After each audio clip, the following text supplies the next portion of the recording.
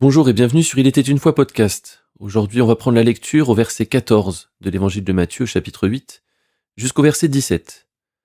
Jésus se rendit ensuite à la maison de Pierre, dont il vit la belle-mère couchée et ayant la fièvre. Il toucha sa main, et la fièvre la quitta.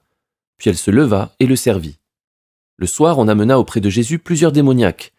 Il chassa les esprits par sa parole, et il guérit tous les malades, afin que s'accomplisse ce qui avait été annoncé par Ésaïe le prophète. Il a pris nos infirmités, et il s'est chargé de nos maladies. Avec ce passage, nous sommes toujours sur le sujet de la guérison. D'abord avec la belle-mère de Pierre, puis avec une foule remplie de démoniaques et de malades. Mais j'aimerais commencer cet épisode avec le dernier verset, le verset 17. Matthieu continue de faire le lien entre l'Ancien Testament et Jésus. Il continue de démontrer l'accomplissement des prophéties. Celle-ci confirme que Jésus est venu prendre les infirmités, les maladies.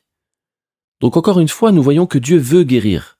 Ça fait pleinement partie de l'Évangile, qui, je le rappelle, ça signifie bonne nouvelle. Et quand on est malade, être guéri, c'est une sacrée bonne nouvelle. Nous devons arrêter de douter et croire la vérité établie par ces passages successifs. Dieu veut nous guérir. Même quand on prie avec les bons mots et que ça ne marche pas, il veut quand même nous guérir. On verra ça quand on arrivera au chapitre 17. Parlons maintenant de la belle-mère de Pierre. Quand on lit ce passage, on pourrait s'imaginer que Jésus entre dans la maison, qu'il voit cette femme malade et qu'il va directement la guérir. On a l'impression que partout où il passe, il guérit les malades qu'il croise. C'est d'ailleurs ce qu'il dira à ses disciples quand il les enverra. Dites, le royaume de Dieu s'est approché et guérissez les malades qui se trouvent là où on vous recevra. En réalité, c'est un peu différent. Matthieu ne nous donne pas tous les détails. Mais lorsqu'on prend le même passage dans l'évangile de Luc, on s'aperçoit que Jésus n'est pas allé guérir la belle-mère de Pierre de son propre chef. C'est pas lui qui a pris l'initiative. On lui a demandé de le faire. Ils le prièrent en sa faveur. On voit ça dans Luc 4, 38. Comme je le disais la semaine dernière, Jésus prend rarement l'initiative. C'est bien souvent les gens qui viennent à lui. D'ailleurs, dans la deuxième partie de notre passage, on voit que le soir, on amène des malades et des démoniaques à Jésus. Ce n'est pas Jésus qui va les chercher, on les lui présente. C'est là que nous voyons cette merveilleuse phrase « Et il guérit tous les malades ». Formidable, extraordinaire. Pas un seul n'est retourné chez lui avec sa maladie. Tous ont expérimenté la guérison. Alors on pourrait se dire « Oui, mais c'est normal, c'est Jésus, le Fils unique de Dieu ». Eh bien, détrompez-vous, parce que dans Actes 5,16, Jésus, il est plus là. Mais on voit exactement la même chose. Les gens accourent des villes voisines, amènent leurs malades et tous sont guéris. Nous sommes réellement censés faire les mêmes œuvres que Jésus. Alors, est-ce qu'on est censé guérir tous les malades ? Est-ce que Jésus guérissait tous les malades ? Il semble que oui. Mais en fait, la réponse, c'est non. Jésus ne guérissait pas tous les malades. Il guérissait tous les malades qui venaient à lui. Et c'est très différent. Jésus ne courait pas après les malades pour les guérir.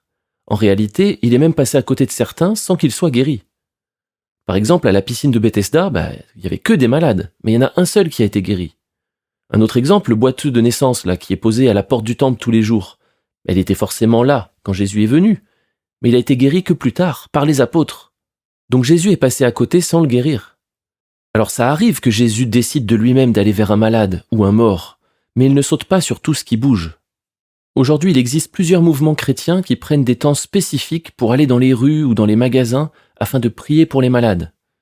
Je l'ai fait plusieurs fois d'ailleurs. Et il se passe des choses, on voit vraiment des guérisons, et j'ai absolument rien contre ça. Mais je me suis rendu compte que la mentalité derrière n'est pas toujours la bonne. On peut vite tomber dans la chasse aux malades. Mais Jésus ne faisait pas comme ça. Sinon, il serait allé dans tous les cimetières et tous les lieux de soins. On doit être vigilant pour rester guidé par l'esprit et pas tomber dans des automatismes. C'est vrai, Jésus n'avait pas besoin de la foi de la personne pour qu'elle soit guérie. Mais c'est pas pour ça qu'il faut aller chercher tous les malades. Parce que la plupart du temps, ça reste la foi du malade qui agit. Jésus le dit d'ailleurs plusieurs fois, « Ta foi t'a guéri, ta foi t'a sauvé ». Voilà pourquoi il prêchait, pour ouvrir les cœurs à recevoir le royaume. Ensuite, il guérissait pour démontrer le royaume. On a un exemple de ça aussi avec Paul, qui guérit un homme impotent, voyant qu'il avait la foi pour être guéri, dans Actes 14, 9.